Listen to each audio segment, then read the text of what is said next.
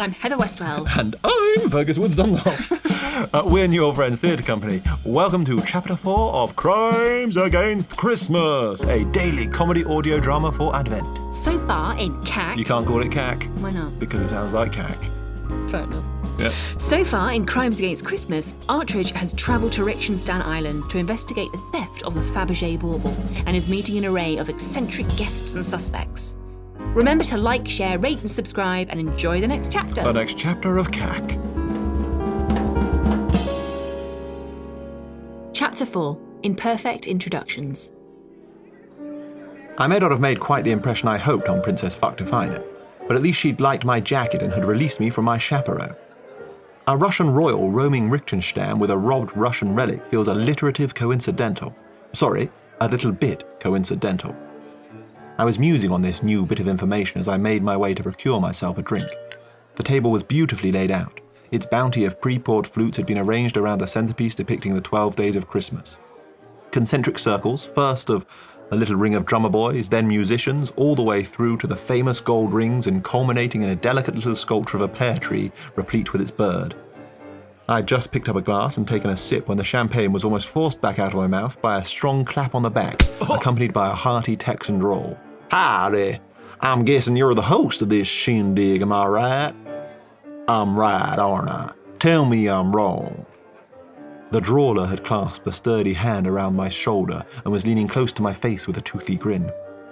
I briefly experienced the sensation of being a lobster in the tank at a restaurant and vowed to reconsider next time I thought of ordering the Thermidor. The hand on my shoulder was weighty, but had surprisingly well-manicured nails, with one finger wearing a gaudy ring featuring a frame of diamonds around a bucking bronco in relief. It was quite the relief when he removed his shovel-like paw and offered it to me to shake. "Sorry to disappoint, but I'm just another guest," I said, wiping some of France's best from my chin. "No way," he asked, manoeuvring a lump of chewing tobacco from one side of his gums to the other. "Yes way, I'm afraid." "But you're dressed so fancy-like." I would have appreciated the compliment more had it not come from someone who thought it appropriate to wear a large white Stetson, jeans, leather boots and an open check shirt with one of those funny lace ties fixed with the silver head of a longhorn bull around his neck.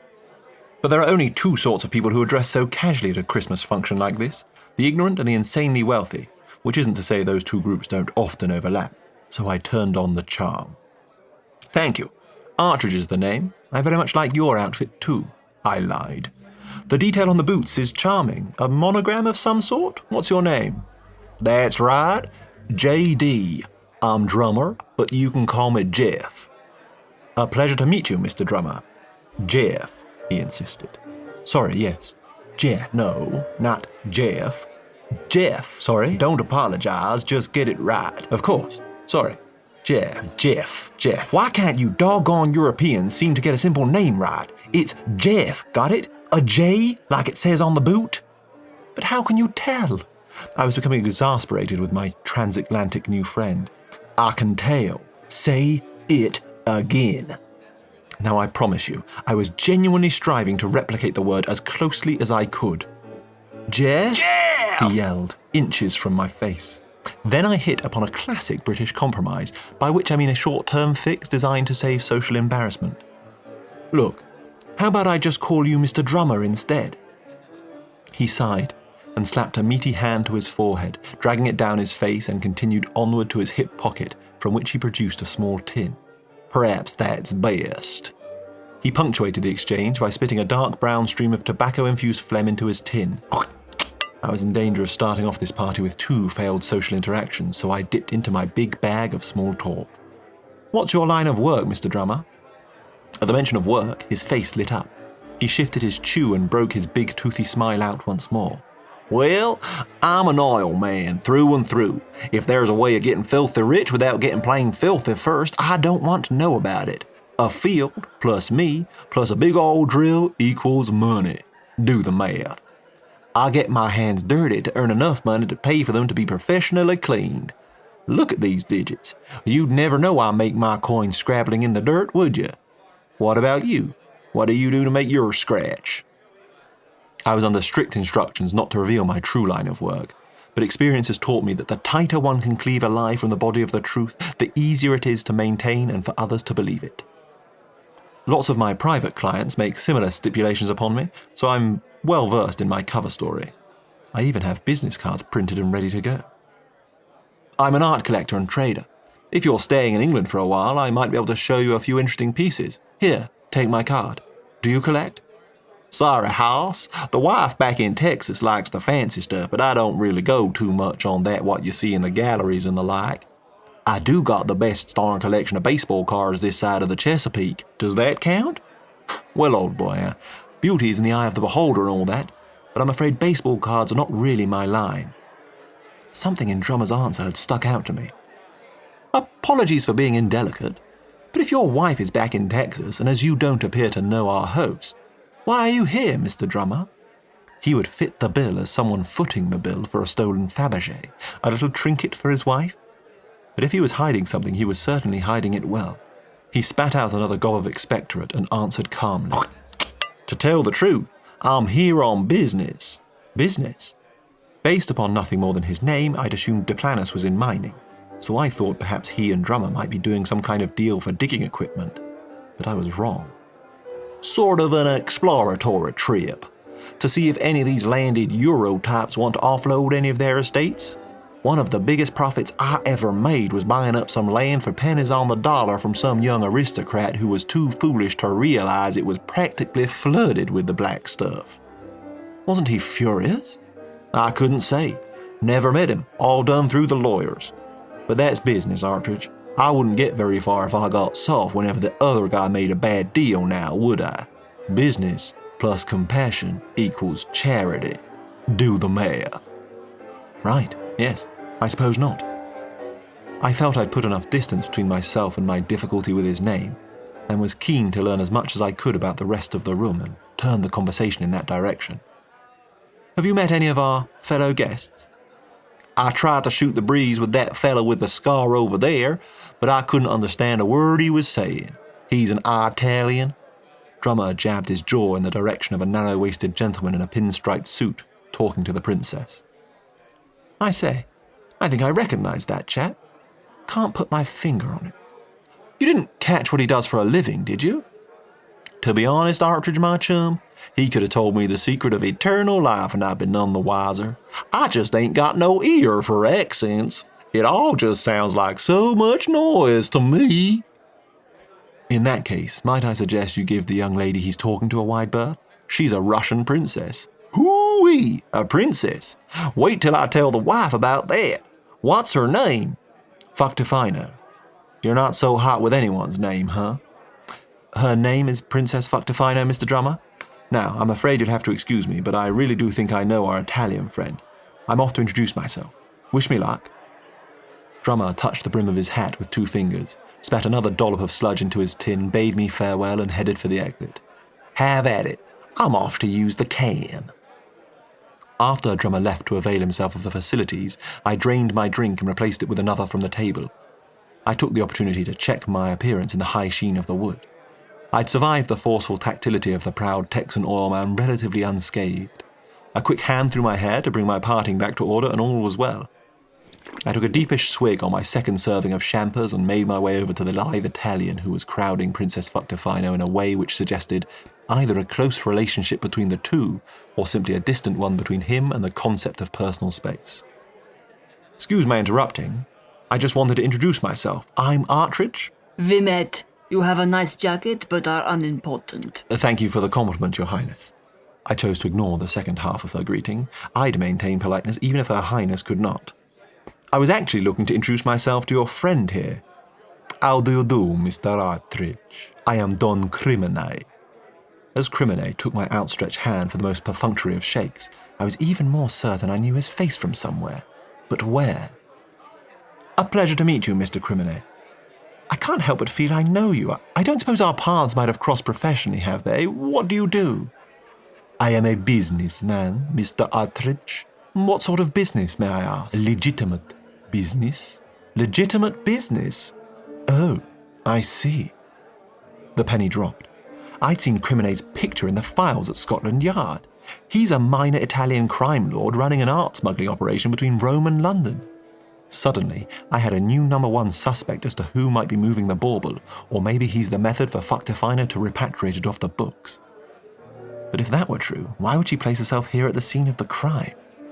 I needed to know more about their relationship and took the direct approach. How long have you known Mr. Crimine here, Your Highness? Known him? I am not knowing him. I am just meeting him here in his house with you. She is right. We were, how do you say? Crimine reached out a thin hand and playfully flicked the diamond pendant of the princess's necklace with a long bony finger. Factifino knocked it away with no little force. Getting acquainted. Oh, this man is not a gentleman. Oh, why would you say this? Mr. Artridge, I was just telling the beautiful princess here how much I admire her necklace, and if she ever chose to sell it, I could help her. But it is not for sale. I just thought that if perhaps you needed the money... Crimine didn't finish his sentence. He just let the implication hang in the air. Was Factifino not as liquid as one might suppose? As if sensing the direction my train of thought was taking, the princess did her best to hit the points by making her point pointedly. I am not needing money, not now, not ever. I did not say I was needing money. This is most rude. I am a princess. I do not need any money. What I need is more caviar and champagne. Where is the butler? A stamp of one royal foot later, she turned on her heel and left. Her insistence on not needing money had something of the Gertrude about it, but she definitely needed no help in making a dramatic exit. Well, Mr. Crimine, you've certainly made an impression there. Are you always so charmingly rude to members of the fairer sex? Oh, Mr. Artridge, you are so British, so uptight. Crimine flicked a dust mote from his lapel. Sometimes to get the sweetest honey, you have to anger the hive, no? I'd just be careful not to get stung. She might not be Queen Bee, but she packs a punch, I shouldn't wonder. Dear Mr. Artridge, your concern is touching, but I am not a man scared of a little pain to get what I want. What about you? Oh, I'd sooner find a way of getting what I want and avoiding pain altogether, if possible. As would we all, as would we all. But sometimes it is unavoidable. A gentle stroke of his scar suggested my Italian counterpart was remembering one such time. The gouge ran from the corner of his left eye right through the meat of his cheek and ended below his lips. I hoped for his sake that whatever he'd wanted in that instance was worth it. Do not be too awed by your title in any case, Mr. Artridge. This princess is just a lady. In Russia, all the noble women call themselves princess and nobody cares. But, what is it that you want, huh? Why are you here? Oh, well, I got an invite and it looked like a decent enough way to celebrate the occasion. Same as you, I imagine. Our invites, they may be the same, but our reasons for accepting them may be quite different. I have an old friend in common with our host. Do you know Lord Duplanus? I wanted to stay true to my habit of lying as closely to the truth as possible, and if this character knew Lord Duplanus even a little, it was better that I did not. Luckily, I'd been picking up enough clues along the way to give myself a bluffer's chance of muddling through. Duplanus' old Duke Richtshtenshan's son-in-law, isn't that right? No, I've not even heard much about him. You see, already our stories, they diverge. Crimine smiled, unpleasantly calling to mind a cat looking down on captive prey. The Duke, he is old and not good company, practically a recluse. So why would someone young and interesting like you want to come to such a remote and forbidding place as this to spend Christmas with strangers, Mr. Artridge? I wasn't sure I wanted to let Crimine know my business just yet. If he thought I might spill the beans as to his off-the-record occupation, who knows to what lengths he might go. But I couldn't think of a good reason not to give him my usual line. If you must know, Don Crimine, I am very interested in art and have had some dealings with the Duke in the past. He hinted to me that some of the other guests here assembled might share my passion and perhaps some deals could be done. My cards thus on the table I held firm, returned his gaze and waited. He stared at me for a moment, his mouth twitching slightly where it met the scar, and I jolly well stared back. He broke eye contact first and drew a small silver pick from his breast pocket which he worked between his teeth as he spoke. I see. It is then maybe not so different, our reasons for being here. So you're a collector too? No, not a collector. I am a tramite or a condotto. What is the English word? I think the word you're looking for is conduit, but I'm not sure I follow. He was enjoying himself, toying with me, but I wasn't going to come straight out and say I knew he was a criminal. I needn't have worried. As it turned out, apparently he was indifferent as to whether I, or anyone else for that matter, knew his history or not. Come, Mr. Artridge, do not play the fool with me. There is no need to be coy. You follow exactly to my meaning. Indeed, I think perhaps you have even heard my name before today. I am a person who helps art move from collection to collection without the interfering fingers of the law and the customs men. What you're saying, sir, is that you're a criminal and you don't mind who knows it. I am only a criminal, as you call me, because that which I do is against the law. Well, that is the generally accepted definition. You see things as too black and too white, Mr. Artridge. Sometimes there is the need for a little grey in order to do the most good. Do the most good? Well, colour me intrigued. Go on. Okay. What if a true masterpiece is hidden away? Not even in a private collection, but in the storage facility of some man. Oh, what is the phrase? Heavy pussy? Fat cat. Yes, hidden away by a fat cat. Not to be seen, just purchased for its value. Is it not good if I can help to move this piece out of the dark to someone who will display it for the public? Or perhaps a church in dire need of funds for a new roof just happens to lose a jeweled crucifix they are not permitted to sell in the same week an anonymous donor comes forward? Running a church, it takes more money than you might think. The oranges of the Christingle, for one, are costly. I've heard the cloves aren't cheap. What's that? Are you implying something about one of the other guests here? What? No, I am sure I have no idea what you mean, Mr. Artridge. It was a long journey here, and I am tired and hungry. It has been pleasant to chat with a fellow art lover, but I think I will take a walk in the orchard to get some air before dinner. I grabbed a moment of quiet by visiting a bathroom and jotted down some initial thoughts in my notebook. I wasn't sure what to make of what I'd learned so far. Crimine seemed almost too obvious a suspect.